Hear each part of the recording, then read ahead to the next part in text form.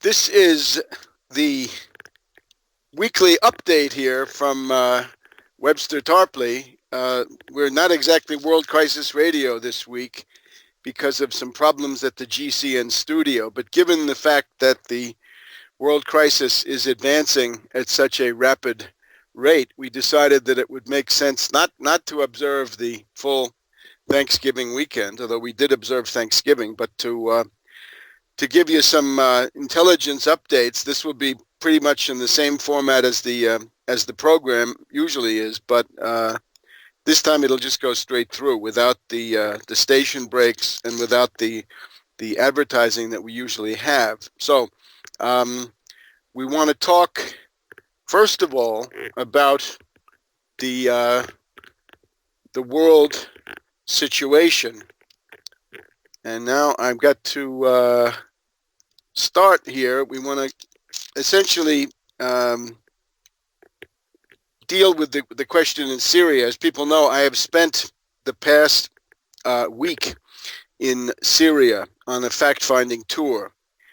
And my findings were outlined in the broadcast last week from Beirut with the participation also of Mark George, a very interesting and influential French blogger, a very fast-growing website on the French blogging scene. The question is, what do we do here to avoid war? I'd like to start. My headline for this week is simply, what should happen? And given the extraordinary intellectual and moral bankruptcy of the Western world, the true degeneracy of the Western media in a way which I find unbelievable, surpassing all previous exercises in the pure invention of filth and genocidal nonsense. It seems to me that in order to be at the moral level required by this crisis, it is imperative that Pope Benedict XVI go as a pilgrim of peace, make a pilgrimage of peace to Syria. The Pope should go to Syria forthwith. He should call up Alitalia, get a flight, take off. It's from the middle of the Mediterranean to the eastern end. Land at Damascus. The airport is working fine. Everybody is safe. There's no security problem. Make a pilgrimage of peace to Syria. It is the place where, from many points of view, Christianity originated, at least in the present form. It is the homeland of saints and mystics and church fathers, be they Greek, be they Latin, be they of other types. It is also today a country of an amazing pluralism and peaceful coexistence of religious groups. It's probably as His Holiness the Grand Mufti of Damascus commented, it is the last citadel of the peaceful coexistence of different religions, different faiths, different denominations of those faiths. The Patriarch of Moscow, Cyril, Patriarch Cyril of Moscow made a visit to Damascus 2 weeks ago, the time that I'm talking to you now. And we're recording the show today a little bit late. It's now Saturday morning, the 26th of November. We're in the Thanksgiving weekend here in the United States. Patriarch Cyril went to Damascus 2 weeks ago, and he met then with all of the main religious leaders there. That was a pilgrimage of peace. It was also quite clearly a sign of support from Russia to Syria. And I think that may turn out in retrospect to have been the absolutely critical thing in avoiding a new conflagration coming out of the Eastern Mediterranean, something on a much vaster scale than what we saw with Libya or Iraq or Afghanistan, because Syria is now a country which I believe still has allies in Iran, in Hezbollah, and ultimately in Moscow. And that may be a factor in deterring the mad dog imperialists of the Anglo-American world. And these people have now gone completely bonkers.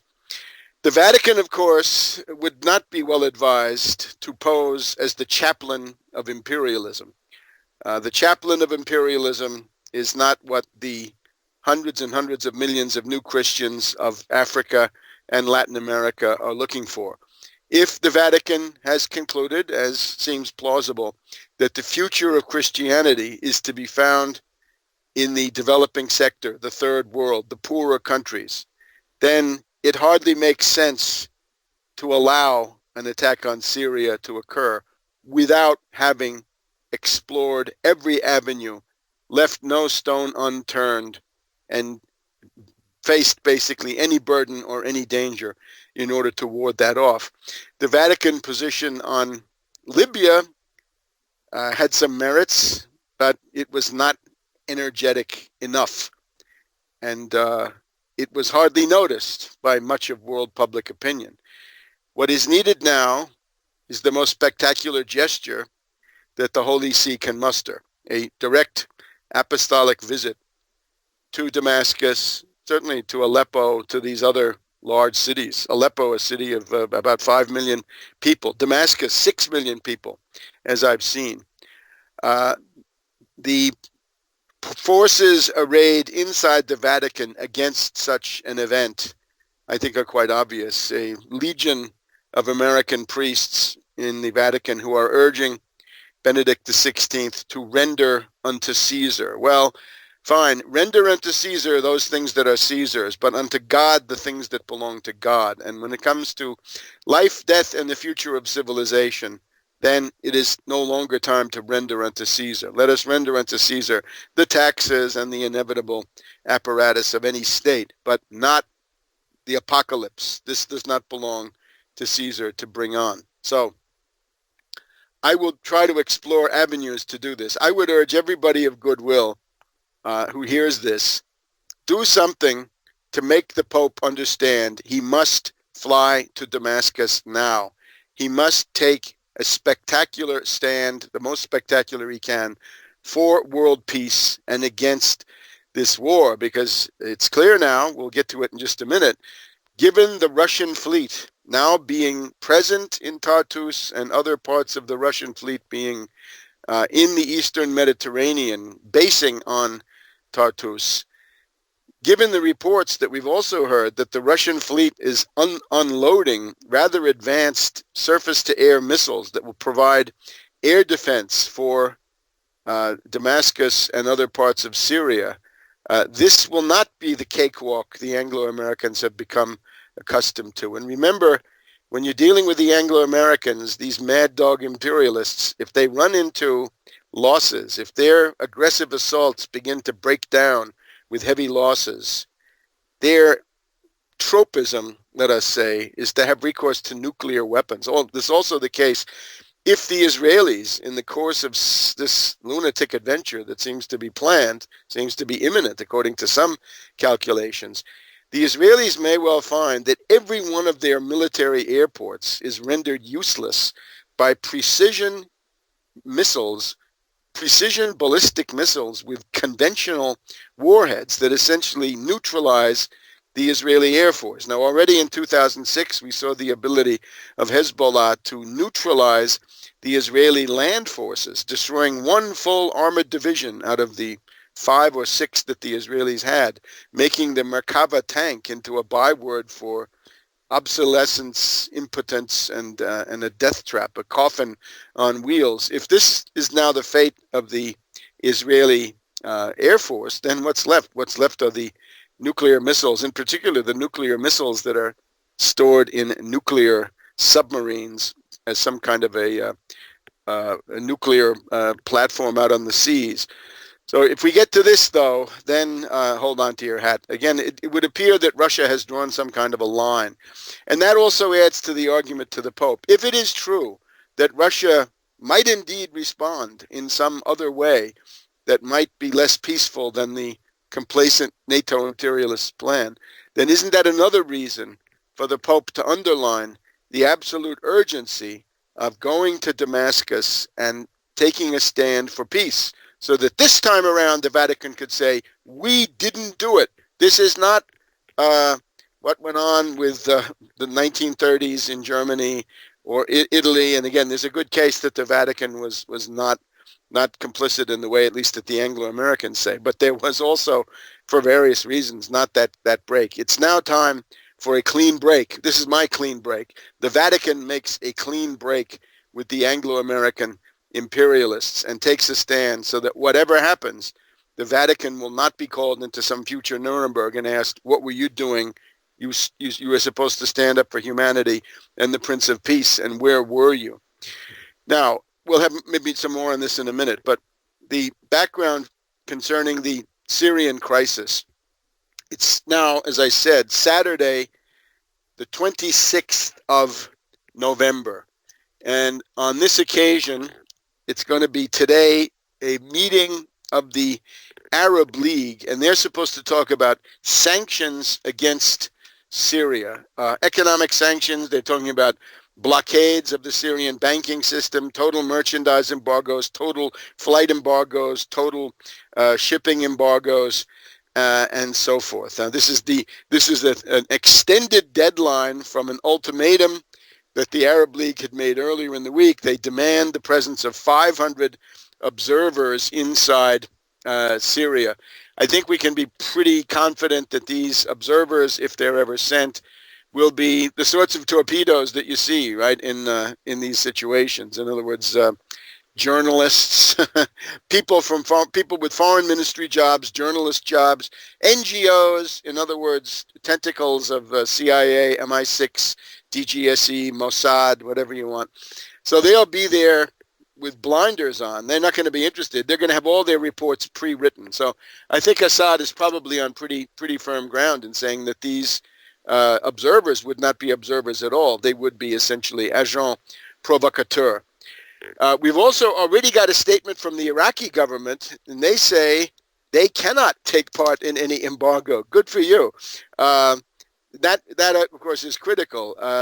That's one of the bordering countries, and of course, if the embargo doesn't work on the Iraqi border, then it's not going to work anywhere. Notice also that we're now, apparently, according to most published reports, on the verge of the departure of the U.S. forces from Iraq, which means that with a little bit of cooperation from somebody like Muqtada Sadr, even though he's been his recent statements have not been very enlightened, there will essentially be a land corridor from Iran across the Shiite zone of the lower Euphrates, and then quite possibly into Syria, so that you'd be dealing with a continuous stretch, and then the Syrian part would then join up to the Bekaa Valley, to Lebanon, and so forth. So you'd finally be dealing with a territorially contiguous strip of territory. U.S. obviously very freaked out about that. That's one of the reasons Syria is being attacked, is to break that land bridge, we might say, and put in a puppet regime of the Saad Hariri type, the kind of thing we've seen in Lebanon at various times. So Iraq will not take part in an embargo. I can't imagine that Iran would take part in an embargo. Iran is embargoed itself, so you could begin to have a union of the international pariahs, right? That would be able to be maybe more prosperous than the rest of the international community. We've also got to look at the lunatic statements coming from the Quai d'Orsay. This is now the French Foreign Minister Juppé. I guess, what can I say? In the tradition of Laval and Pétain, Juppé courting a new Dien Bien Phu, we might say. He wants to have terrorist corridors and terrorist enclaves into Syria. Now, this is also very interesting. He's talking about an attack on Syria. Juppé now wants to bomb Syria. On the 17th of November, and I have a wad of press from the Near East that I accumulated on this trip. On the 17th of September, Juppé told a number of people that he did not want, there was no planning for an attack, no bombing, no-fly zone. Remember, no-fly zone doesn't mean no-fly zone. It means bombing of the country. On the 17th of November, Juppé is a dove, no attacks. By the 24th of November, 1 week later, 24th, Thanksgiving Day, U.S., he wants to attack. So his Thanksgiving gift to the people of the United States is that he wants to drag the U.S. into a war, because that's what he is. He's the stalking horse for Obama. What Juppé says is what Obama and Hillary and Petraeus and Panetta and Donilon and Holder, for that matter, are thinking. The thing that Juppé also adds to this is this idea of the terrorist corridors and the terrorist enclaves. Now, what is this? What is this supposed to be? He calls them, of course, humanitarian aid corridors. In other words, you carve swaths of Syrian territory. Oh, begins to look like a partition. Begins to look like Sykes-Picot, as the governor of the city of Homs mentioned to me last week. The Western policy is Sykes-Picot, and Sykes-Picot means take an existing entity, then the Ottoman Empire, today the Arab Republic of Syria, and cut it into pieces. That's Sykes-Picot, right? Balkanization, salami, slice it all up. Terror corridors and terror enclaves. Now, again, he calls them humanitarian enclaves, but what it means is a part of Syria which is defended by foreign airplanes, which, including helicopters, I think, which becomes a nest for what? For democracy fighters, of course, for protesters, for people who are persecuted by the Assad regime. Yeah. But in reality, it's going to become an enclave for terrorists. It's going to become a base for Al-Qaeda, for the Salafists, for the Muslim Brotherhood, for every conceivable lunatic from the entire Patsy community all across the Middle East. There's a precedent. You may remember the Ansar enclave in Iraq. And this was an area, it was part of Iraq, within the borders of Iraq, but the U.S. designated it as a special enclave that could not be touched by the Iraqis, and it was guarded by these U.S. aircraft and helicopters much of the time, aircraft primarily, and it didn't let the Iraqis touch it. And out of that came what? Came terrorism. Came the infamous Zarqawi, who was living there under U.S. protection in that Ansar enclave, and he's the guy in 2004, 2005, when it was needed by the U.S. for propaganda purposes. That is Zarqawi, who declared himself to be Al-Qaeda bin Laden in Iraq, just when Bush needed it. But fact is, out of the Ansar humanitarian enclave grew the main terror organization that was deployed against the country. And of course, Zarqawi and company were the keys to the civil war in Iraq, the civil war that pitted the Shiites against the Sunni Muslims. So this is what Juppé is proposing. French foreign minister embraces terrorism before the eyes of the world. I don't know how clear it has to be. Juppé, of course, has been cavorting with the leaders, so-called, of the Syrian National Council. Now, these are very, very nasty people. This is a guy, anyway, he's the top honcho is somewhat obscure, although they're trying to build him up. We'll name him in a minute, along with another spokesperson here that they show up in the various press. But after these contacts, Juppé stops short of recognizing the Syrian National Council as the legitimate government of Syria, which he might well do, but he wants to have more contacts with them, more exchanges, and on, and that's Juppé. So this I think this is absolute insanity. And the answer to this has to be no. U.S. peace movement, are you still there? Is there any of you left? Don't you want to do something? Because this is now a big deal. Remember, you attack Syria, you're getting much more than you think. You're going to get conflict not just with Syria, but with Hezbollah, with Iran, and maybe with Russia. And then let's get to that. This is now, I think, the biggest non-reported story of 2011. I hope those people out there at Sonoma State, California, right? The people, they do this yearly compendium of the stories that were never reported, right? Project Censored out at Sonoma State. with Peter Phillips. Hey, Peter, here's your top story for 2011. The presence of a Russian naval squadron at Tartus in Syria. Now, for me, I have a report on this, got it 1 week ago from General Michel Aoun, the top Christian leader of the entire Middle East, the de Gaulle of Lebanon, and an extremely intelligent, well-informed, you name it, morally committed person, really someone who has the sense of the state when it comes to the future of Lebanon, something that not everybody in the country has. So Michel Aoun told me the Russian cruisers are there. I asked him, are the Russians going to do anything? Might they send some naval forces there to Tartus to make a demonstration of friendship to Syria? And he said, well, they just arrived this morning. That was Saturday a week ago.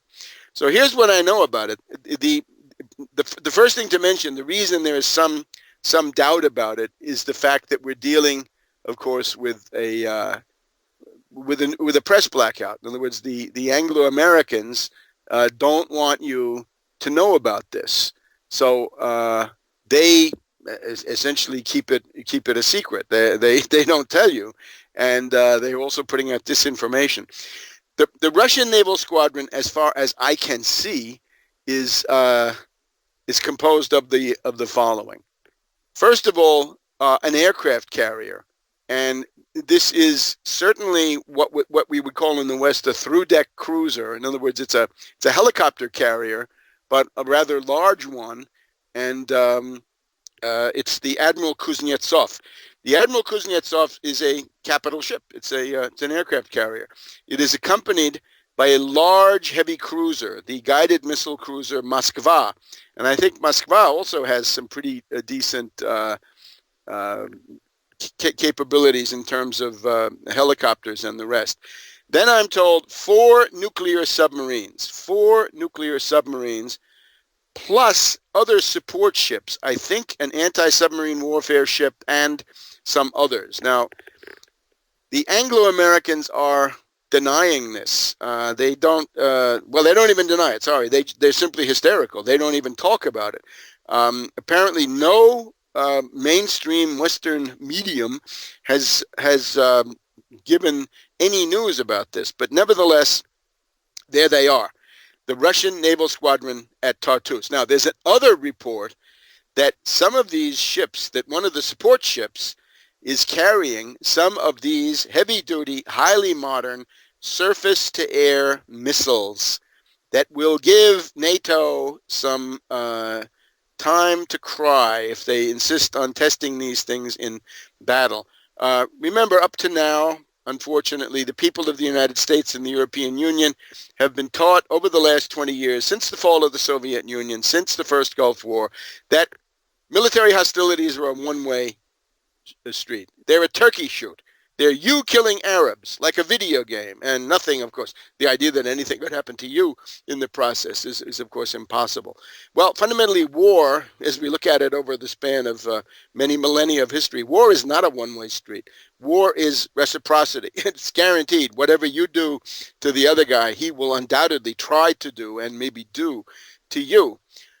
With the Russian naval squadron in Tartus, some idea of rationality, some idea of deterrence, some idea of a counterweight, a counterbalance in the Eastern Mediterranean is there. And if the reports on the surface-to-air missiles are true, then we have, I think, a somewhat new situation where NATO and the Israelis had better take their reputation for air invincibility and carefully wrap it up, put it in a drawer, but don't bring it out and test it, because it may not last. It may not stand up to what may come, right? Remember the famous 1999 bombing of Kosovo for 3 months with no casualties. Well, this time, if you're dealing with any kind of even remotely equally matched adversary, then there may be these casualties. So let us turn away from insanity. Let us break with the policies of these mad dog imperialists. And again, let's go for a peace policy, a policy of stability. If the Pope wants to be the spiritual leader of the Western world, he is, after all, patriarch of the West, among all the other things, right? Bishop of Rome, Patriarch of the West, Primate of Italy, all these other things. Time to show it. Time to do something. The last time we had a warmonger pope was, I guess, Julius II della Rovere, back during the War of the League of Cambrai in 1509. And unfortunately, when Julius II della Rovere set up the cry of kick out the barbarians, right, fuori I barbari, meaning Germans, French, or really anybody else from outside of Italy, well, not too long later, Luther, a schism. And if you keep going with support for NATO, or not even support, because it's not support, it's if you don't exercise a sufficient sufficient criticism, if you don't make it absolutely clear to world public opinion that NATO is one thing and you're not the chaplain of NATO, then this leads to vast trouble. Now let's just look once again. The Patriarch of Moscow has been there, Cyril. The Russian naval squadron is there. Some of them are in the port, I would think. Some of them are cruising around in the Eastern Mediterranean. The U.S. has sent an aircraft carrier. We've now got the George H.W. Bush, parenthesis, shouldn't there be a law against naming public buildings and warships against living individuals, especially living scoundrels, sons of Nazis, as my George H.W. Bush, the unauthorized biography, 1992, shows online. Read it for free at tarpley.net. Just dial it up. It's there. Read all about Prescott Bush, friend of Hitler. And now his son has got an American aircraft carrier named after him. Well, he's still alive. I don't know. Anyway, this large, modern aircraft carrier has now been sent to the Eastern Mediterranean, where it's now in presumably some kind of a standoff with the Admiral Kuznetsov, the Moskva, and whatever other things might be available on land in Syria. This is now the situation. So it's time, I think, for a peace mobilization. If there ever was a time, this is certainly it. Now it's interesting. The news of the Russian fleet being dispatched came on the 19th, the 18th to the 19th. That is Friday the 18th of November, Saturday the 19th of November. And based on the chronology that I've been able to establish, that is exactly the time when the people in the imperialist camp, right, the mad dogs that we've been talking about, they begin to talk about civil war at exactly that time. Here, for example, is the Daily Star of Lebanon. I've got the Daily Star of Lebanon, Friday, November 18th, 2011. Paper copy picked up in Damascus in the old city. Headline, Syria risks full-scale civil war. Now that's the line coming from Juppé. Juppé, now the point man of the imperialist coalition. Quelle honte, quelle honte, quelle honte, I say to the French. And then we've also got Hillary Clinton, I think on the same day or on or about the same day, saying, famous quote, I see civil war. Now, I have to give you a little bit of background. The hotel I stayed in Damascus had the following array. The receptionist was Christian. The maitre d', the majordomo, who ran the entire staff, a Sunni. One waiter was a Kurd. One waiter was a Druze. And the maitre d', with his voice dripping in irony, said to me, we like to thank Hillary Clinton for wishing a civil war on us. You see our staff here. You see the fact that we've got, it looks like the staff had been picked from the point of view of ethnic diversity. And I guess that's typical of Syria, right? The peaceful coexistence, the lack of resentment in this regard is absolutely amazing. So the ethnic diversity of Syria says, thank you, Hillary Clinton, for wishing a civil war on us. And when you've been in these places, let me also add, the idea of reasonable rationality. If you get a glass of red wine poured for you by a Sunni and then freshened up by a Shiite later on, that's, I think, a moment where you'd have to say this is indeed the last citadel of rationality, reasonableness, a common commitment to work together, and so forth, anywhere in the world. In other words, the sort of extreme, rigid, doctrinaire interpretation of these rules. This is typically the Saudi view. Let's get right down to it. The Syrian view, the Syrian Muslim faith, is about as inclusive and as full of peaceful coexistence as one could imagine. So the lunatics of the Western world respond to the Russian gesture, right? To Cyril first, and then a couple of days later to the coming of the aircraft carrier and the cruiser and the Russian fleet. What the struggle inside Moscow was is hard to tell, but we do know the general idea is Putin is back. Let's just go through this. Here we have the London Financial Times, Monday, November 14th. And this is a very interesting little piece. This is Neil Buckley in the Financial Times, buried inside. The old Putin gets ready to swagger back. So this is now a dinner for Moscow international academics and journalists, and it was on Friday. It must have been about the 12th, 11th or 12th of November, and it's at something called the Valdai meeting, the Valdai seminar. So he's talking to people about his new term in office. He says, for example, when Putin wants to replace or offers himself as a candidate to replace Medvedev, that Russia is more democratic than the British. He says, oh, look, when Gordon Brown wanted to replace Tony Blair, no elections, all done behind the scenes. But here in Russia, we do it democratically. We're going to have an election. We're not acting like Tony Blair and Gordon Brown. We're having an election. So that's Putin, and the world needs a strong dose of this. Let me tell you, the world needs a strong Russia.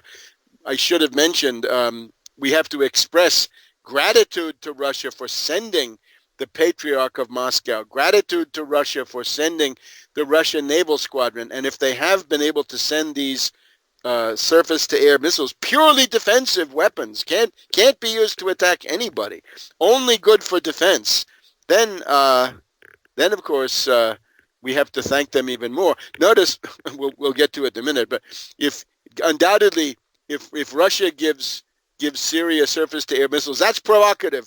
But if the U.S. puts anti-ballistic missiles into Eastern Europe, that's purely defensive. The hypocrites, the double standards. This is now the world has had it up to here with this. So this is also then what the other issue that comes to the fore with Russia. And we hear this also from Rogozin, right? Dmitry Rogozin, the permanent Russian delegate at NATO, Brussels. But Putin talks about the need to modernize the Russian economy, although he'd rather call it diversification, because he doesn't want this to mean that you should be like Silicon Valley. Believe me, you don't want to be like Silicon Valley. You don't want a wretch like Bill Gates stealing all that money and then pontificating about how society ought to be reformed. That guy should be in jail for antitrust crimes. But here's the thing now with Putin, from Financial Times of Monday, November 14th. He resumed his bitter attack on a planned U.S. missile defense shield as threatening Russia's nuclear capability. He also denounced the NATO-led intervention in Libya as the latest example of the destabilizing Western interference in the internal affairs of various countries. So that's Putin talking to think tankers, academics, journalists at the Valdai Club at about the 10th or 11th. And here we have James Scherr, of the Royal Institute for International Affairs, Chatham House, right? The custodians of Versailles, I suppose we might call them. And this Schur says there's a whole new set of dynamics in Russia that are very unhealthy. And there is nothing I have heard him say that addresses that. Well, tough luck for British imperialists. What? So that's Putin. So this is the beneficial effect of this. I think is quite significant. So this is now what's holding the Eastern Mediterranean together. We need the Russians to hang tough. Now, we also need to look at well, a few more things about this. We'll go on to some other countries in a minute. Concerning the question of the anti-ballistic missile defenses in Eastern Europe. These are the old off-the-shelf kinetic kill, at least as far as one knows. There may be something more. There may be new physical principles, but we're not sure. The point is, Russia is back. Putin is back. Russia is back. The U.S. line, the NATO line on the ABM equipment in Eastern Europe is, trust us, it's devoted to Iran. Well, Iran has no such missiles. Iran has nothing to put on the missiles. So as of now, if you're installing them now, it's not directed against Iran because Iran has nothing to direct it against. It's directed against Russia. And if we go back to 2005 already, we had an article in Foreign Affairs about the growing potential of a U.S. nuclear first strike against Russia and China. And this is an integral part of it. This is to make sure that if you have a U.S. first strike, then there will be a scattered, disorganized Russian retaliatory strike, which can then be dealt with by these ABM systems. So the attempt of the Western media is to try to play down this ABM crisis, saying that it's not serious. Well, serious it is. The Russians say that they will put an early warning system into Kaliningrad. Right, this is East Prussia, right? This is Königsberg on the old map. So Kaliningrad gets an early warning system, and we also have the Iskander system, which will be installed, plus other short-range nuclear missiles that will be put right up to the Russian border so that they can essentially take out, destroy the ABM systems before those ABM systems can be used to block a Russian second strike. So to neutralize them in every way possible. Lavrov says that this is the central issue between the U.S. and Russia, and probably is. The Western denigration line is to say, Russia, in Russia, Putin is not really popular anymore.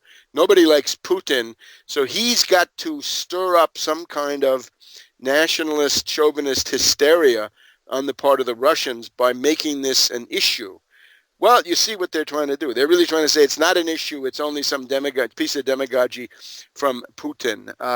No, I think this is absolutely wrong. This is real. So when you put this all together, the Patriarch to Damascus, the fleet to Tartus and the Eastern Mediterranean, and this you could say, well, it's a bargaining ship. It's a substantial, robust bargaining ship with some. It's better than a Berlin brigade in terms of that exposed position. And then we add in the obvious clash about these ABM missiles.